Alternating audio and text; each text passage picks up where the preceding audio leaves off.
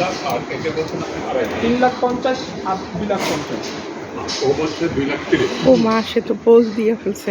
এটা আপনার ইয়ে কি আপনার সিস্টেম কি এটা নিয়ে যাওয়ার? সিস্টেম হচ্ছে এটা আমার ওই ঈদের আগের দিনের খুব এবং পৌঁছানো পর্যন্ত সব দায়িত্ব নিয়েই দাম আমি পৌঁছাবেন কীভাবে?